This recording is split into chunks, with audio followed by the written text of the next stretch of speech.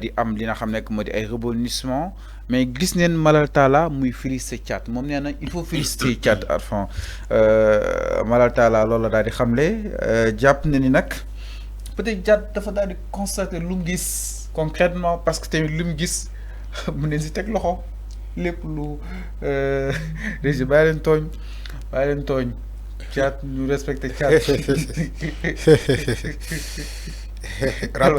rapport moo fa nekk de ci régie bi rapport moo fa nekk. alors mais ñu félicité Thiat da nga ko war a félicité wala da nga ko war a peut-être bannière comme ni que xale yi di defee jamono ji 72 heures yi à fond.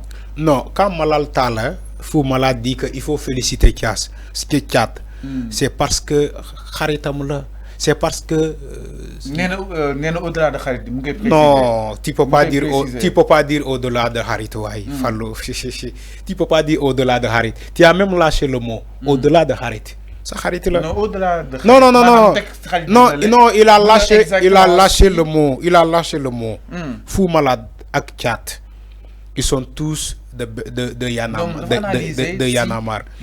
Gis nga sa xarit manam kaddu yi Thiat di wax. Gis nga sa xarit bu tooñee même da nga koy faral publiquement da nga koy faral. nee na ko ñëpp félicité. dama ne sa xarit bu tooñee publiquement da nga koy faral. mais boo leen wéetee nga bu fekkee da nga sa xarit dëgg-dëgg nga doog ko wax dëgg mais je ne tente pas de Fou Malade mu wax leneen Thiat à part le féliciter. nee na ko Sénégalais yëpp félicité. non du Sénégalais yëpp ñoo war a féliciter Thiat rappeurs yi mën nañu ko féliciter. yenn rappeurs yi gi xoolaat doxin bi. non xoolaat lu bëri vraiment. mais j'espère que Thiat sera constant dans ça parce que Fallou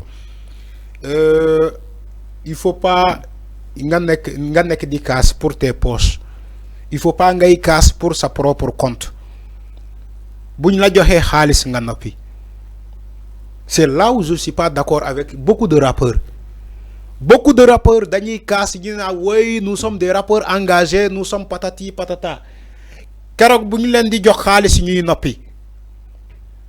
On a vu Macky Sall a convoqué presque tout le monde au palais, des lutteurs ay mbër ay rappeurs dem ci kanam Macky Sall di yëngal seen taat. Non bien sûr à mon avis di lëmbal ay rappeurs di lëmbal ci Macky Sall parce que xaalis la am na wala amul. Non je pose des questions ay rappeurs convoqué nañ leen fii palais Macky Sall convoqué ay rappeurs yooyu taxaw ci kanam Macky Sall di lëmbal amoon na fi ay mbër ay leneen ak leneen moo tax ma ne j'espère que Thiat bi duñ la jox xaalis nga noppi. C'est ça la réalité moo tax ñu bëri sénégalais yi fulal lu ñu ces rappeurs là parce que ils ont démystifié ce mythe là. dañoo dem ba gis ni que rappeurs yi bëri bu ñu leen joxee xaalis dañuy noppi. Rappeurs yi bëri yi naan nous sommes des rappeurs engagés il y a des rappeurs qui ont été achetés ñu noppi booba léegi waxuñu. Il y a des rappeurs qui ont été achetés. ñu noppi ah oui c'est ça. waaw mais xam na li Thiat wax lépp mënoo ne nekkul actualité. non waxuma du actualité lépp lu mu fi wax avant lu jàlloon la. non wax il faut tamit ñu. waaw xama il faut pas. ok mais aussi 112 heures yi moo na ñàkk te xam ni. non artiste bu engagé la. non Fallou. Quand il fait une chose il faut mesurer les conséquences. C'est quoi les conséquences maanaam kenn warul critiquer. non donc est-ce que nekkul au finish. non du critiquer anti-critique. non du critiquer. Pourtant si Pastef est anti-critique Thiat l'a critiqué. Encore beaucoup de fois.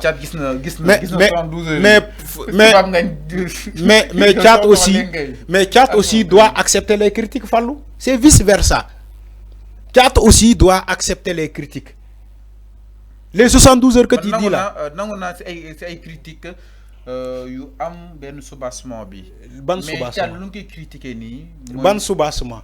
Thiat lu mu critiquer ban soubassement la am. nangu naa ay critiques yu am. waa léegi laa la wax ni Thiat mais quand même riposte Pastef. mais c'est de bonne guerre. C'est des dessins. Mais c'est de franchement. C'est de bonne guerre. Mais Fallou. Quand je veux qu'on soit logique aussi. Voilà, je veux qu'on soit logique. Pastef Thiat a attaqué Pastef. Mais tu yo entre toi et moi tu attends quoi de Pastef pour ñu ne ko waa jërëjëf waa góor. Quand Thiat attaque Pastef il faut attendre la réplique de Pastef. C'est tout à fait normal. C'est le sens humain. Aujourd'hui, si quelqu'un t'attaque, tu ripostes. C'est comme ça. Thiat a attaqué Pastef. Il faut attendre de Pastef pour riposter. Que ça soit avec les personnes du réseau social. Parce que Thiat, c'est un acteur du réseau social. Thiat, c'est un acteur du réseau social. Si les éléments de Pastef qui sont dans les réseaux sociaux, ils vont répondre dans les réseaux sociaux. Dañ koy vilipender dans les réseaux sociaux. Parce qu'il a vilipendé. Mais critique bu baax dañ koy accepter. Est-ce que critique bu baax la ci Pastef? Ouais, Thiat peut-être double zone pour dara. Non, Fallou. Il faut pas être l'avocat du diable. Non, peut-être pour peut-être pour respecter ces il faut pas être l'avocat du diable. Peut-être inviter Pastef mu respecter ces promesses. Il faut analyser les choses avec de l'équilibre. Loolu la reproché Thiat. Pour man dafa bëgg loolu la reproché Thiat. Dama ne Thiat respecter ses engagements de campagne. Fallou. Thiat moomu di wax moo fi taxawoon di bàkku nguur gi di naan projet bu baax la parce que président jamono boobu président moo ko invité woon président moo ko invité woon Thiat dem togg fa di nelaw ba kii bi jeex ñu posé ko ay question mu ne woy projet bu baax la stratégie bu baax la mais si Thiat revient avec un son il dit que waa Pastef li ñu fi nekkee woon yëpp baaxul mais est-ce que waruñu ragal Thiat? Je pose la question. Est-ce que Sénégalais waruñu ragal Thiat?